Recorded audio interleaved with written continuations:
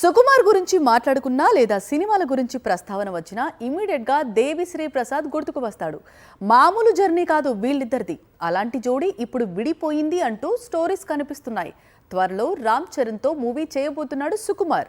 ఈ మూవీకి దేవిశ్రీ ప్రసాద్ స్థానంలో మరో మ్యూజిక్ డైరెక్టర్ వర్క్ చేస్తున్నాడట. ఇది రంగస్థలం 8 ఏళ్లు పూర్తయిన సందర్భంగా చిత్ర యూనిట్ రిలీజ్ చేసిన స్పెషల్ టీజర్. అయితే ఇప్పుడు సేమ్ కాంబినేషన్ లో కొత్త చిత్రం తెరకెక్కుతున్న సంగతి తెలిసిందే. రామ్ చరణ్ మరోసారి సుకుమార్ దర్శకత్వంలో నటించేందుకు రెడీ అవుతున్నాడు అనేది తెలిసిన విషయమే. అయితే ఈసారి సుకుమార్ సినిమాకు దేవిశ్రీ ప్రసాద్ కాకుండా మరో కొత్త దర్శకుడు వర్క్ చేస్తాడంటూ రూమర్స్ మొదలయ్యాయి.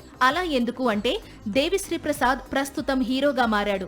ఎల్లమ్మ అనే చిత్రంలో నటిస్తున్నాడు. దేవి హీరోగా బిజీగా మారడంతో అతన్ని ఇబ్బంది పెట్టడం ఇష్టం లేని సుకుమార్ ఇప్పుడు ధురంధర్ మ్యూజిక్ డైరెక్టర్ శాశ్వత్ సచ్దేవ్ వైపు చూస్తున్నాడట. ఈయన్ని రికమెండ్ చేసింది కూడా రామ్ చరణ్ అని ప్రచారం సాగుతోంది. శాశ్వత్ ఆల్రెడీ రామ్ చరణ్ నిర్మిస్తోన్న ది ఇండియా హౌస్ మూవీకి సంగీతాన్ని అందిస్తున్నాడు. నిఖిల్ ఈ చిత్రంలో హీరోగా నటిస్తున్నాడు.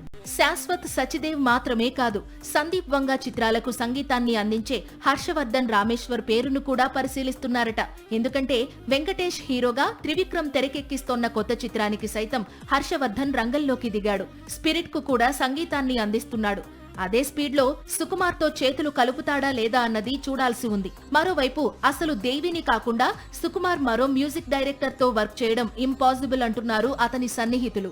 సాక్షి టీవీ ప్రసారాలను నిలిపివేయటం చట్టరీత్యా నేరం. సాక్షి టీవీ ప్రసారాల కోసం మీ స్థానిక కేబుల్ ఆపరేటర్ను వెంటనే సంప్రదించండి.